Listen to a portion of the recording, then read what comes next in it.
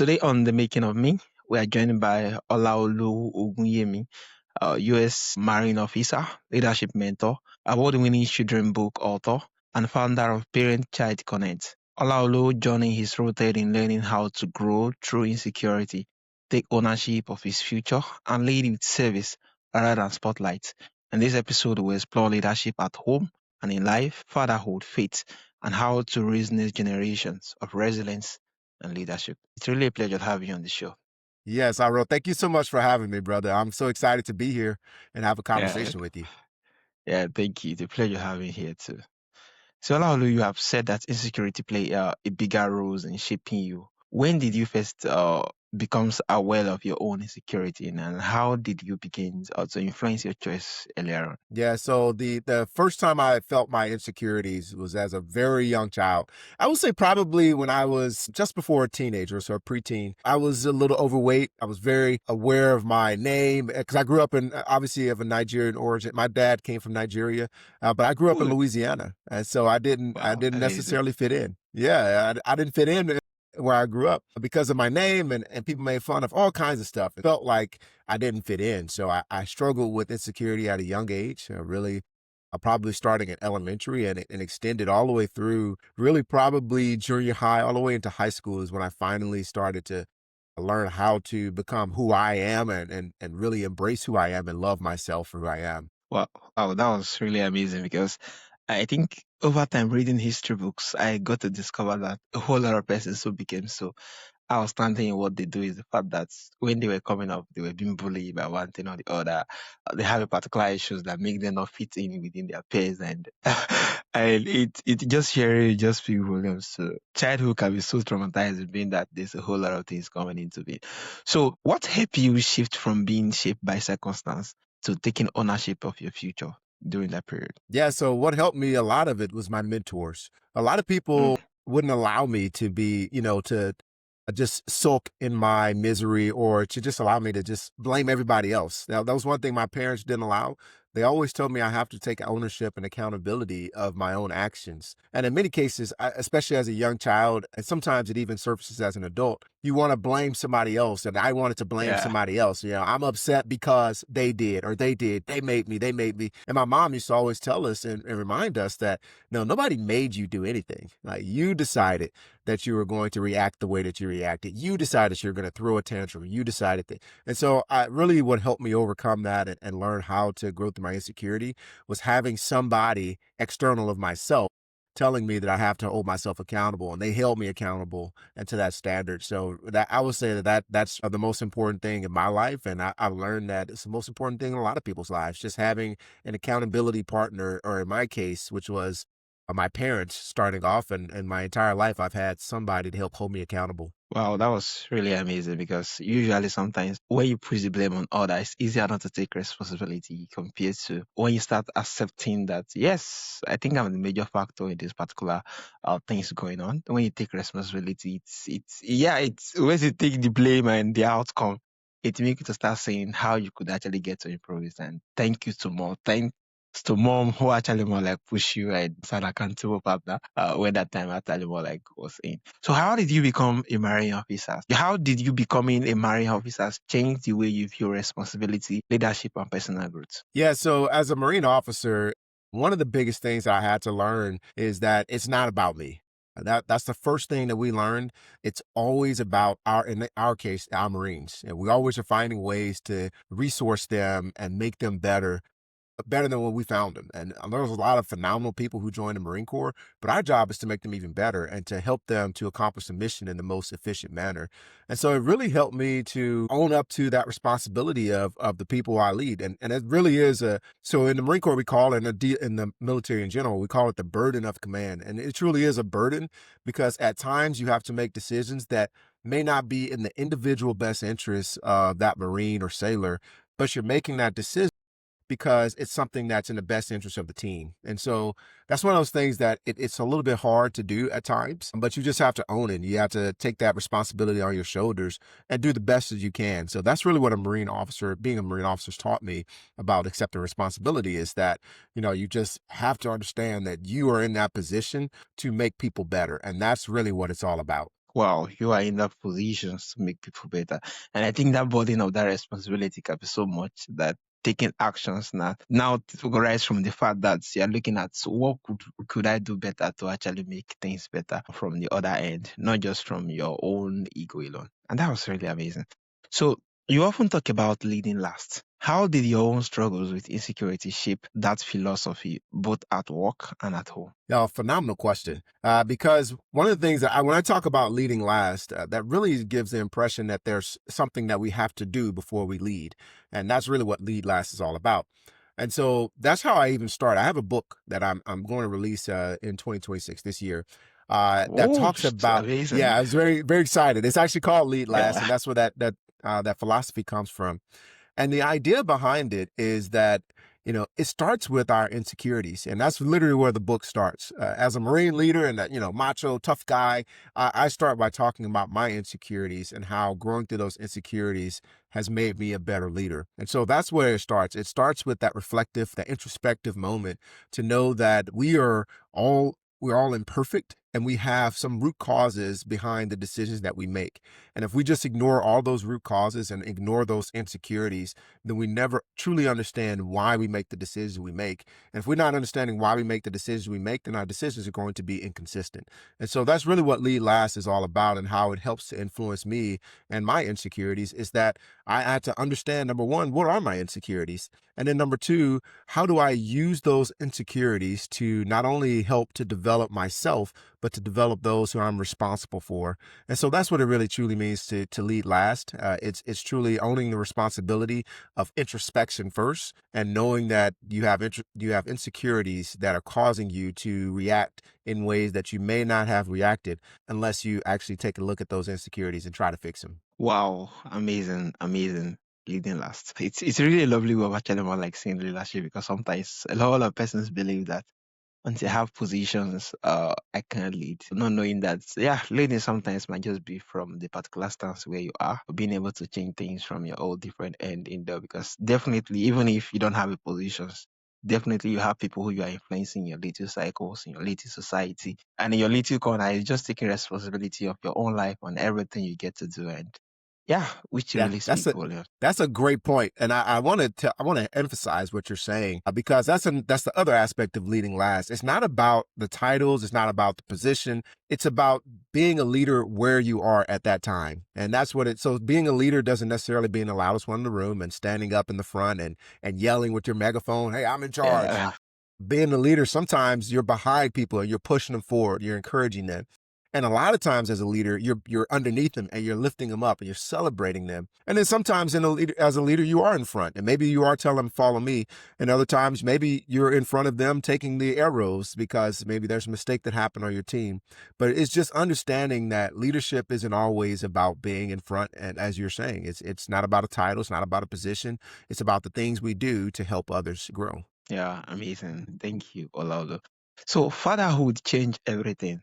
How did becoming a dad challenge you to lead differently and confront part of yourself you couldn't ignore anymore? Yeah, great question. Number one, I was a young father, very young father. I'm still a young father, but I had my first child when I was 19. And so Ooh, I didn't wow. know. Yeah, yeah, exactly. And it wasn't intentional, but it was God's plan for me and it happened. And so one of the things that I learned very quickly is that I didn't know as much as I thought I knew. I thought I knew a lot about parenting. I thought I knew about a lot about raising children and taking care of children. And I very quickly realized that I didn't know as much as I thought. And so that was the first thing. I had to learn humility was important and know that as a father, that the first thing I need to do is just like I'm talking about for my Marines and sailors is that I have to get to know my child. And that's not something I considered before. What does it mean to get to know your child and to understand their perspective and all those things? And for a while I thought, well, they're a child. They don't matter. I remember growing up,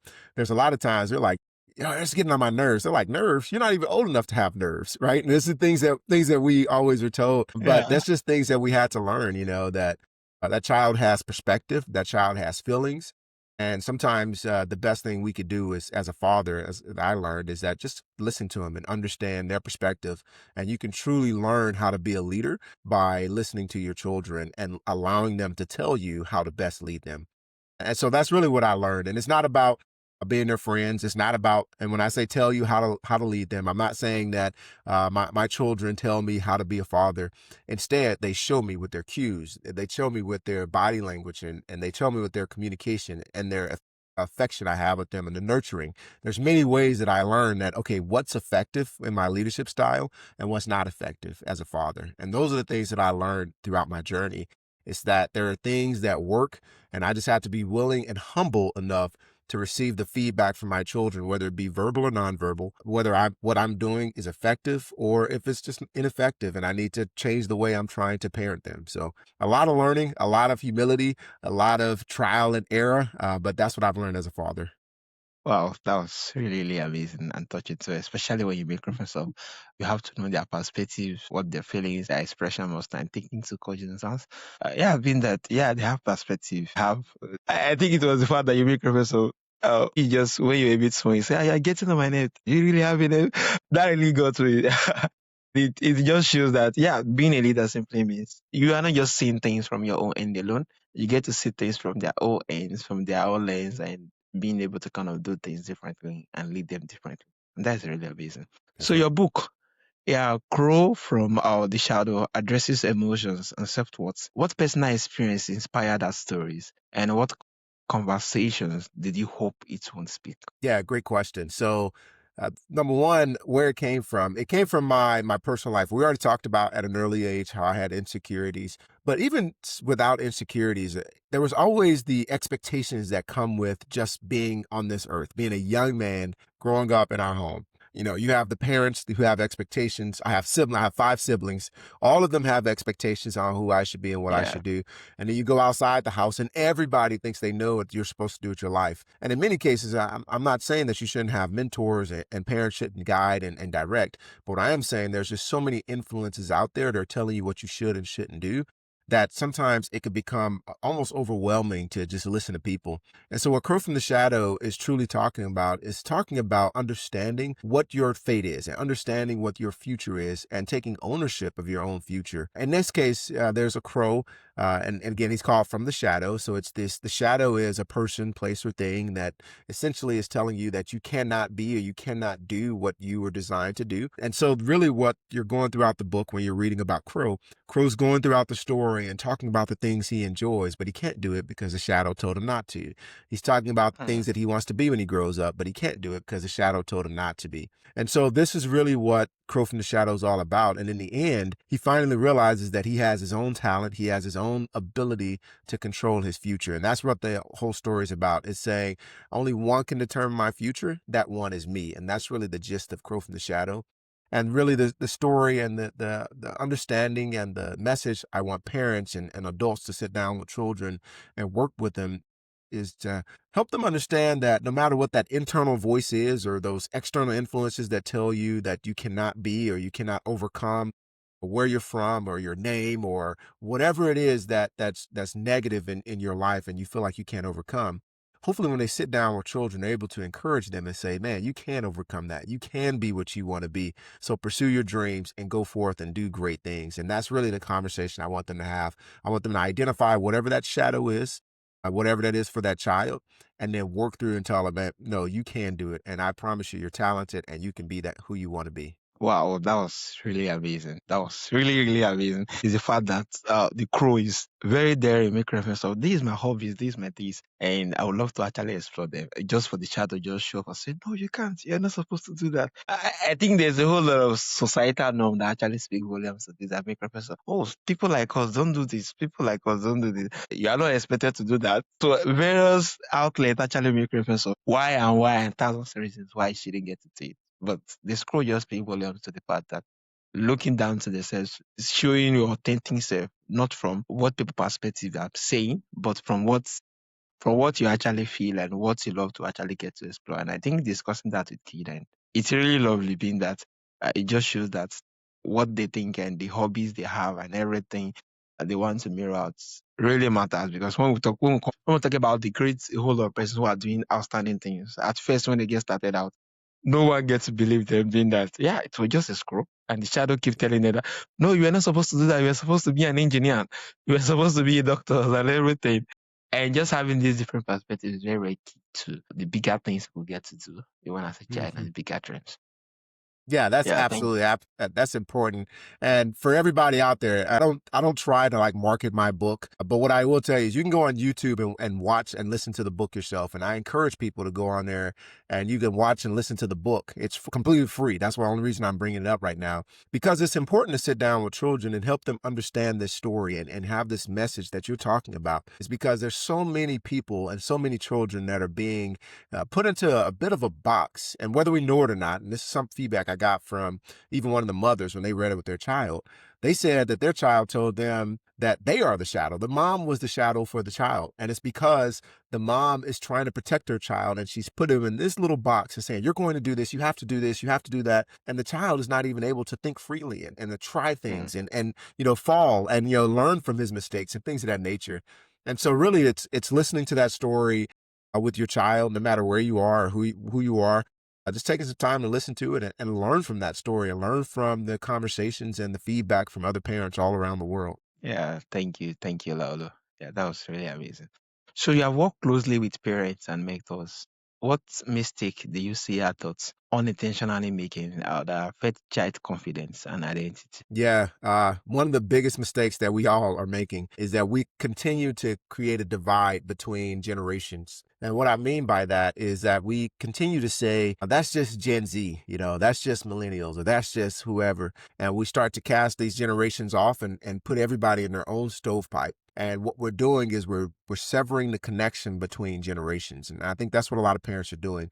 Now they're saying that I can't talk to my child, I can't connect with them because that generation just wants to play games, or that generation, they just want to have fun and they don't want to listen, or that Yeah. generation is lazy.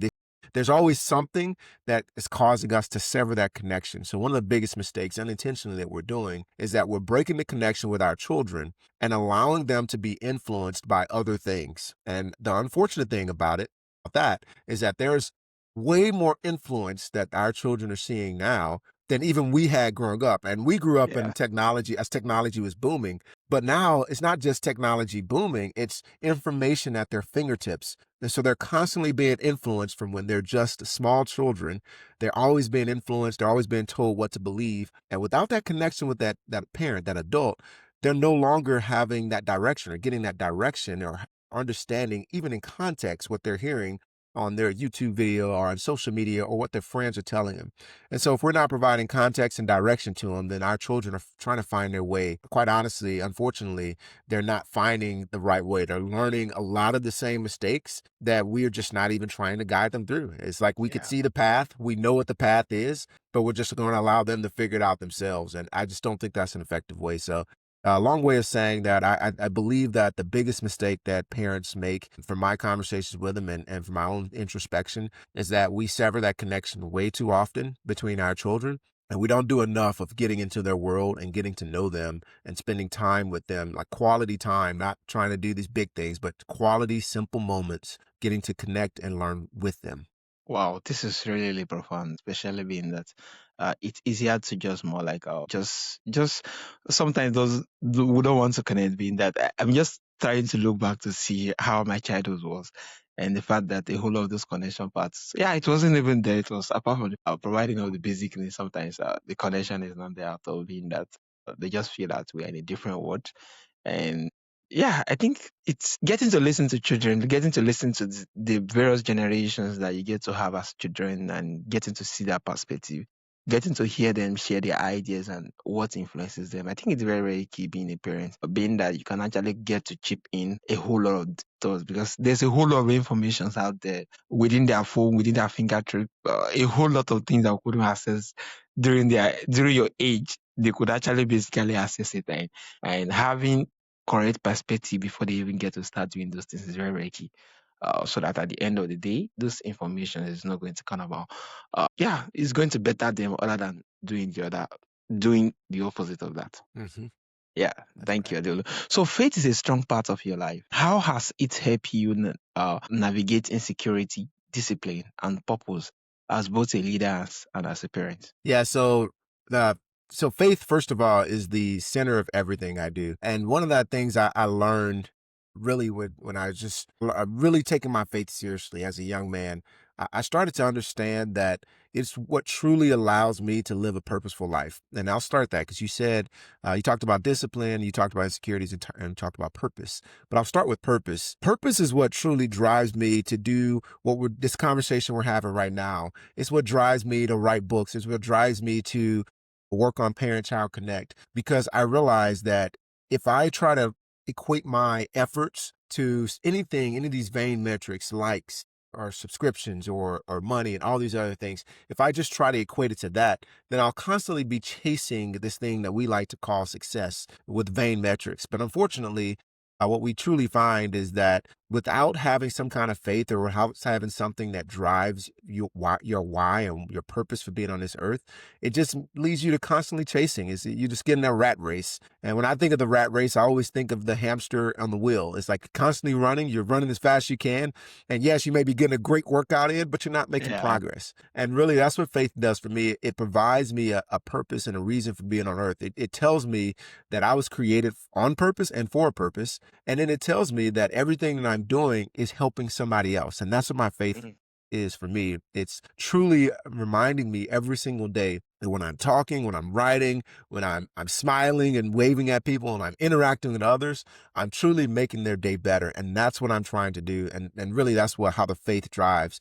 And that's how it goes back to discipline. And when you have that faith and you know that you're on this earth for a purpose, then you're wanting to do those things over and over. You want to repeat those habits that causes you to succeed. And that success, again, is based upon inspiring someone else. And so that's what discipline is for me, is having the ability to repeat the same thing over and over to achieve what we deem as successful. And so that helps me to drive drives my habits. It helps me to create these repeatable processes that are able to help me to achieve my purpose on a daily basis. And so that's how I look at faith contributing to discipline. And then lastly, for insecurities, once I realized that, what Lou thinks about himself, what Olaolu thinks about himself is irrelevant. More so, or excuse me, what others think about me is irrelevant. It's more so about what I believe and think about myself. And that's what truly helped me. It's knowing that I have a faith, and for me, I'm a Christian. So I have faith in God, that God created me Yeah. the perfect way. And he created me in a way that I can reach others. I can reach someone that no one else can reach. And you can reach others that I can't reach. And it's a beautiful thing. And we all have a way to go, but we can't allow ourselves to get so consumed by worrying about what other people say. Instead, we have to allow ourselves to speak to ourselves and encourage ourselves in such a way to say, you know what, I believe in myself and that's enough for me. And I believe that I have everything it takes to pursue my purpose. And so that's what faith is for me. It truly does help me get over my insecurities by being able to talk to myself and speak positively into my own life. It allows me to establish repeatable habits, which leads to discipline. And of course, it is the reason that I achieve my purpose on a daily basis. Wow, that was really amazing. I think it's really, really amazing because what is life? Life is more beautiful when you have a sense of purpose, and the fact that faith gives you the compelling emotions to actually get to pushing daily and day out. Being disciplined, faith actually more like keep you all in that to actually more like work on it. Even if it might appear at one point that there is no outstanding result, there's nothing at all. But faith actually more like triggers this particular hope. Definitely there's something out there. And I think for me sometimes just showing up is for the fact that even if not many much life is being impacted, I just read it from the perspective of just an audience of one. If one person could be blessed by it, if two, if three would, I think I got what I'm looking for. And it's really amazing just hearing that. Yeah, faith is more like the driving force towards this purpose and towards the things we're looking for. And that was really, really amazing. Yeah. So through your parent-child connect, you focus on practical tools. What is one simple practice parents or leaders can use today to build stronger connections and trust? Yeah, so create a system. That's the first thing I tell people all the time. And no matter what you're trying to do, for example, if you say that you want to connect your children more often, then start creating a system. Go into your calendar. This is the first practical step I'll say is go into your calendar and schedule a date and time that you're going to connect your children. Literally just call it connection time. And for that moment, for that time, just take time to actually sit down with them, have a conversation, have a cup of tea, have a snack, Yeah. whatever it is, where it's just you and that child or you and those children, and you're just spending that time connecting with them. That's all you're doing. So that's really what I tell people is create a system, find a way to apply time, budget the time that you have doing the things that you deem to be important. One thing that I think that we do not do a great job of is that we don't necessarily budget our time well enough. And so the second practical tip I'll give is to take some time writing down the things that you do. And I can encourage people for about 7 days to just write down your schedule. I mean, from every single day, from the time you wake up to the time you go to sleep, you can put it in your phone, you can voice record it, whatever you need to do, just record what you do. And then I want you to take a look at that on the 7th day just to identify, okay, what did I do this week? Where's my time going? And start looking at that and say, okay, where did I dedicate most of my time? And a lot of us may be surprised. A lot of us may dedicate more time to social media and other things and not necessarily to the things that we truly deem important. And if you deem social media important, that's you for sure. But the advice I always give is make sure that after you look at that 7 days worth of things, you try to reprioritize your day for the next week, spend some time reprioritizing and say, okay, well, last week I spent 4 hours from this time to this time on social media. From this time to this time, I spent doing whatever it is. And then say, okay, is that what I want my schedule to be? If the answer is no, go back and redo your schedule. For the next 7 days, go in and sit down on the 7th and just write and say, okay, here's what I want to dedicate my time to. And that way you're creating priorities and not just creating priorities in your life, but you're matching those priorities to a plan. And that way you can execute it. So that's the practical advice I have for parents. Is really create a schedule and budget your time and your schedule to do the things that you deem to be important. So that way you're hitting your priorities on a daily basis because you've organized yourself in such a way. Oh, that was really, really amazing. Scheduling time for everything you actually get to do, because even looking through those particular schedules sometimes is going to reveal to you of the time being wasted in things that you are not really, really proud of. And it's easier for you to just put out those things from the list, being that owing to the consistency seeing it coming up, being that you put it on a schedule. And that was really amazing. So looking back, Olaolu, on your journey from insecurity to ownership, what message do you most want parent leaders and young people to walk away with? Yeah, so that's two different groups. So I'll start with the parents and not just parents. Let's expand that to anyone who interacts with children on a day-to-day basis. First thing is to recognize that every single child, just like you did, has some insecurities, and you're part of their community and you can encourage them. Sometimes that encouragement is just a simple, hey, how are you doing? And smile and truly meaning to ask, how are you doing? Waiting for a response. And then if they say good, okay, push beyond that. Say, well, what do you mean? What was the best part of the day? How do you feel about this? And start talking and engaging with these children in such a way that you're truly getting to understand who they are. So that's really what the first advice I will give. If you truly want them to take ownership, first of all, hear them out, understand what they're doing. And then the second thing is hold them accountable. If you're in position and you have that authority in their life as a parent, I'm never talked, and most times when I talk about encouraging and empathy, I talk about emotional intelligence. Some people automatically assume that he's just a soft parent and blah blah blah. No, no, no. Yeah. We're not talking about soft parenting. We are talking about positive parenting, yes, but we're not saying that we're being soft or hands off. No, we're actually engaged in our children's lives. And we're trying to help them. And part of that engagement is holding them accountable. It's saying that, hey, you did this. It's not the right thing to do. It's not saying that, the world is unfair or allowing them to think that they can cast blame or something. No, tell them that they did something wrong if they did something wrong. Tell them they did something right if they did something right. That's how you can encourage them to take ownership, to say that, the world is not happening to me. I have the ability to impact the Yeah. world around me. So that's the first thing I would say for adults. And then the second thing for young adults, number one, you just have to be willing to listen. Be willing to listen and understand. For me, I was very hard headed. It took me a while because I truly wanted to.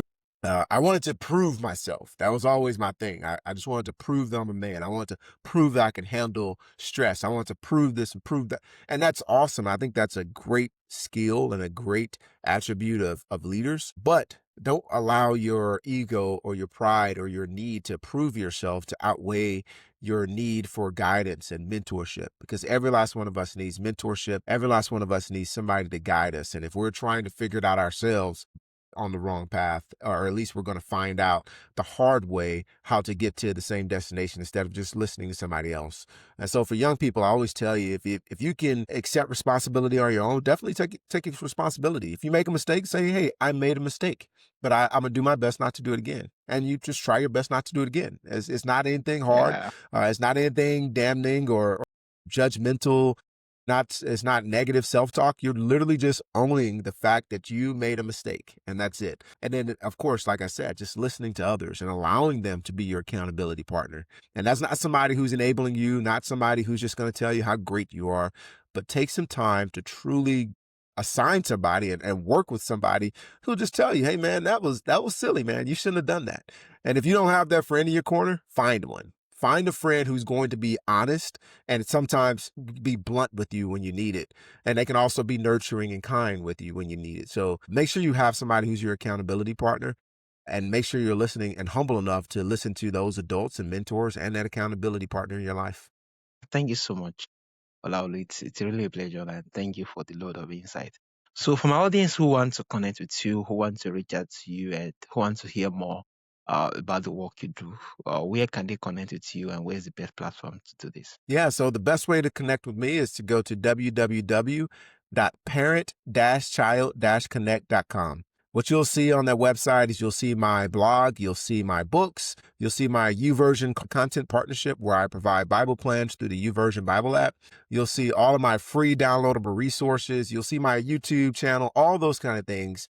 And you can contact me through my website. But again, that website is www.parent-child-connect.com. And I look forward to seeing you there. Olaolu's stories remind us that insecurity that doesn't disqualify us. It can shape us, find us, and push us towards the purpose when we take ownership. When we take ownership of our future. Leadership starts at home, grow through service, and leave a legacy beyond ourselves. So thanks for listening to The Making of Me. And it's really a pleasure to have you on the show once again. Olaolu. Absolutely. Thank you so much for having me.